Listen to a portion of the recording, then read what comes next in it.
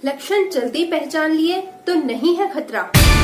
लापरवाही के चलते 5 राज्यों में ब्लैक फंगस को महामारी घोषित कर दिया गया है। कोविड के साथ क्या संबंध है ब्लैक फंगस का? किसे है ब्लैक फंगस से सबसे ज्यादा खतरा? समझने में देर ना करें वरना बहुत देर हो जाएगी। हेलो फ्रेंड्स, स्वागत है आपका आपके अपने ही channel fun food and love में। मेरी पिछली वीडियो में मैंने आपको ब्लैक फंगस के बारे में जानकारी दी थी, तो अगर आपने हमारी पिछली वीडियो नहीं देखी है तो आप उसका लिंक डिस्क्रिप्शन बॉक्स में या फिर कमेंट सेक्शन में चेक कर सकते हैं। तो आज की वीडियो में मैं बताने वाली हूँ कि किसे सबसे ज्यादा खतरा है और किस तरह से इससे बचा जा सकता है। और आज की वीडियो शुरू करने से पहले मैं आप सबसे रिक्वेस्ट करना चाहूंगी कि अगर आप हमारे चैनल पर नए हैं या आपने अब तक भी हमारे चैनल को सब्सक्राइब नहीं किया है तो हमारे चैनल को सब्सक्राइब करें और साथ ही बेल आइकन को जरूर प्रेस करें। तो पिछली वीडियो में मैंने आपको बताया था कि ब्लैक फंगस हमारे एनवायरनमेंट में ही प्रेजेंट है, हमारे आसपास के वातावरण में ही है, जिसे हम आम बोलचाल की भाषा में फफूंदी कहते हैं और साइंटिफिक लैंग्वेज में म्यूकोरमाइकोसिस। तो आज की वीडियो बहुत ही यूजफुल होने वाली है, तो इस वीडियो को लास्ट तक जरूर देखें, बिल्कुल भी स्किप न करें। तो चलिए शुरू करते हैं। सबसे पहले बात करते हैं कि ब्लैक फंगस हमारी बॉडी में पहुंचता कैसे है। ये हमारी बॉडी में एनवायरनमेंट के जरिए यानी कि हवा के जरिए, पानी के जरिए किसी भी तरह से पहुंच सकता है। तो फ्रेंड्स, अगर हमारा इम्यून सिस्टम कमजोर है तो हम आसानी से इसे हवा से अपनी सांस के द्वारा इनहेल कर सकते हैं, यानी कि आसानी से आपकी सांस के रास्ते आपकी बॉडी में जा सकता है या फिर आपके रेस्पिरेटरी सिस्टम में यानी श्वसन तंत्र में एंटर हो सकता है। तो अगर आप इसे इनहेल कर रहे हैं और ये आपके लंग्स में पहुंची तो ये चेस्ट की कैविटीज में डिपॉजिट हो जाएगी, और अगर सांस के जरिए नाक में जमा होती है तो साइनस की कैविटीज में डिपॉजिट हो जाएगी, और अगर साइनस में डिपॉजिट हो जाती है तो आसपास के एरिया में फैलने का डर रहता है। तो अब बात करते हैं इसके कोविड से संबंधित होने की। तो म्यूकोरमाइकोसिस यानी कि ब्लैक फंगस जो है उसका कोविड से या फिर कोरोना पेशेंट से डॉक्टर्स कोई भी संबंध पता नहीं लगा पाए हैं, ये अभी तक क्लियर नहीं है। लेकिन हाँ, जो कोविड के पेशेंट्स हैं या फिर जो कोविड से रिकवरी कर रहे हैं उनमें संभव ब्लैक फंगस का इन्फेक्शन जो है वो बहुत ज्यादा देखने को मिल रहा है। तो अब ये ऐसा क्यों हो रहा है ये हमें समझना है। एक्सपर्ट्स की माने तो अगर पेशेंट स्टेरॉइड्स पर डिपेंड्स है यानी कि वो लंबे समय से स्टेरॉइड्स ले रहा है तो स्टेरॉइड्स जो है हमारे इम्यून सिस्टम को सप्रेस कर देता है, उसकी वजह से हमारी इम्यूनिटी लो हो जाती है और ब्लैक फंगस होने का खतरा बहुत ज्यादा बन जाता है। तो अगर किन्हीं कारणों से आपका इम्यून सिस्टम लो है तो साइंस ऐसा मान के चल रहा है कि कोविड पेशेंट्स में रिकवरी फेज में ये ब्लैक फंगस उन्हें इन्फेक्टेड कर देता है, और क्योंकि हम इसके लक्षण समय पर पहचान नहीं पाते हैं तो ये बढ़ जाता है और जानलेवा बन जाता है। तो अब सबसे ज्यादा इम्पोर्टेंट है इसके लक्षण पहचानना। अगर आप इसे शुरुआत में ही पहचान लें तो ये आसानी से क्योरेबल है।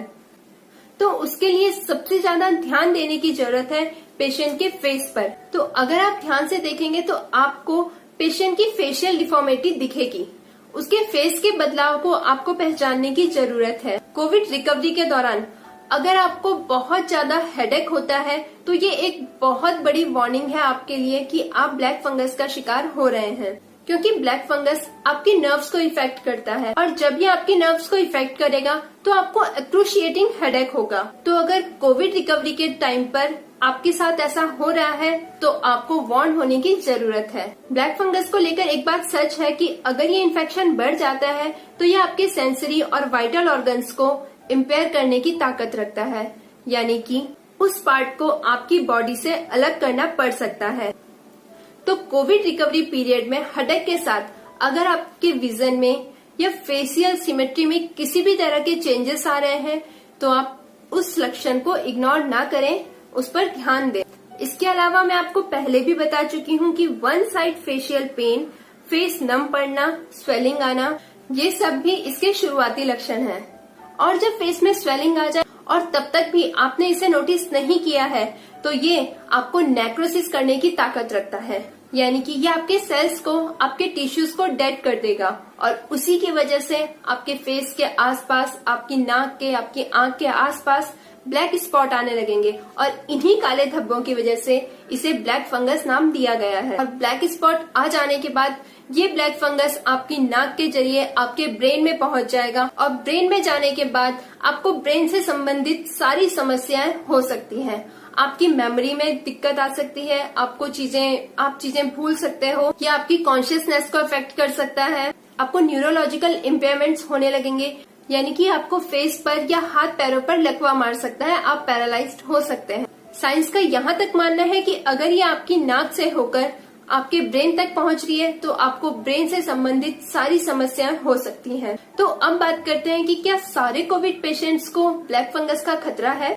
तो ये जानना बहुत जरूरी है कि किन किन पेशेंट्स को ब्लैक फंगस से इन्फेक्टेड होने का सबसे ज्यादा खतरा है। नंबर 1, कोविड के वो पेशेंट्स जो लंबे समय से वेंटिलेटरी सपोर्ट पर हैं। नंबर 2, ऐसे पेशेंट्स जो हाई डोज स्टेरॉइड्स पर हैं। नंबर 3, वो पेशेंट्स जिन्हें कुछ नहीं है, जो बिल्कुल नॉर्मल है लेकिन उनका ब्लड शुगर कंट्रोल नहीं है। नंबर 4, इम्यूनो कॉम्प्रोमाइज पेशेंट्स, चाहे फिर वो HIV के पेशेंट्स हो, कैंसर के पेशेंट्स हो या फिर रिसेंटली ऑर्गन ट्रांसप्लांट के पेशेंट हो। तो किसी भी तरह के इम्यूनो कॉम्प्रोमाइज पेशेंट्स जो हैं और उन्हें साथ में कोविड हो जाता है तो उनमें ब्लैक फंगस से इन्फेक्शन होने का खतरा बहुत ज्यादा बढ़ जाता है। तो ये 4 ग्रुप के जो पेशेंट्स हैं, इन्हें ध्यान देने की बहुत ज्यादा जरूरत है। इनके इन्फेक्टेड होने के चांसेस सबसे ज्यादा हैं। इसके अलावा अगर आप हॉस्पिटलाइज्ड हैं तो आपको ये चीज ध्यान रखनी है कि आपके फेस पर किसी तरह के ब्लैक पैचेस ना आ रहे हों और आपका ब्लड शुगर कंट्रोल में रहे। तो जो लंबे समय से वेंटिलेटरी सपोर्ट पर है, उनकी जो है ऑक्सीजन ट्यूब वो चेंज होती रहनी चाहिए और साथ ही इसी दौरान ह्यूमिडिफायर के लिए साफ पानी का ही प्रयोग करना चाहिए और इसके साथ ही एंटीबायोटिक्स और एंटी फंगल दवाइयों का यूज सिर्फ जरूरत पड़ने पर ही करें। तो ये चीजें थी जो आपको ध्यान रखनी। और अब बात आती है कोविड रिकवरी के टाइम की। तो कोविड रिकवरी वाला जो पीरियड है वो आपके लिए सबसे ज्यादा इम्पोर्टेंट है और सबसे ज्यादा रिस्की भी है। तो आप प्लीज आगे बताए जाने वाली कुछ बातों का खास ख्याल रखें।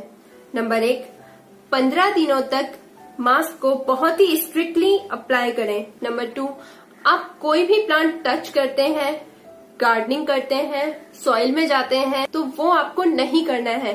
तो रिकवरी के 15 दिनों तक आपको ये अवॉइड करना है और साफ सफाई का खास ख्याल रखना है। नंबर 3, रेगुलरली आपको अपना ब्लड शुगर मॉनिटर करना है। आपका ब्लड शुगर कंट्रोल रहे, आपको इस बात का खास ख्याल रखना है। तो आपको अपने ब्लड शुगर को कंट्रोल में रखना है। ऐसा नहीं है कि कोविड के सारे पेशेंट्स को इससे परेशान होने की जरूरत है। कोविड के 60 to 70% पेशेंट्स तो होम आइसोलेशन में ही सही हो जाते हैं। तो आप लोग अननेसेसरी ब्लैक फंगस को लेकर पैनिक ना हो, इसको लेकर डरे नहीं, लेकिन सावधानी जरूर बरतें। अगर आप माइल्ड पेशेंट हैं, यानी आप होम आइसोलेशन में ही ठीक हो गए हैं, तो आपको कोई रिस्क नहीं है। और अगर आपने बहुत कम टाइम के लिए स्टेरॉइड्स ली हैं, तो भी आपके लिए घबराने की बात नहीं है। अगर आप डायबिटिक हैं और आपने स्टेरॉइड्स लिए भी हैं शॉर्ट टाइम के लिए, लेकिन आपका ब्लड शुगर बिल्कुल कंट्रोल है, तो भी आपको घबराने की जरूरत नहीं है। तो ऐसे पेशेंट्स जो थोड़े समय के लिए वेंटिलेटर पर रहे हैं, जैसे 5 दिन या 6 दिन वो वेंटिलेटर पर रहे हैं और फिर रिकवर हो गए हैं, तो उन्हें भी घबराने की जरूरत नहीं है। इस फंगस से इन्फेक्टेड होने के चांसेस उनके हार्डली 1 to 2% है। लेकिन हाँ, जो बातें मैंने बताई हैं पोस्ट रिकवरी के बाद, उन चीजों का जरूर ध्यान रखें।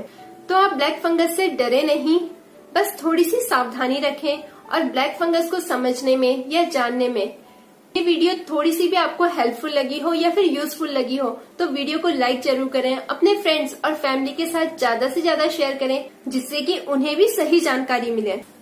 मैं मिलती हूँ आपको अगली ऐसी ही किसी इन्फॉर्मेटिव वीडियो के साथ या फिर किसी रेसिपी या ब्लॉग के साथ। तब तक के लिए stay safe, stay healthy and stay connected with fun, food and love.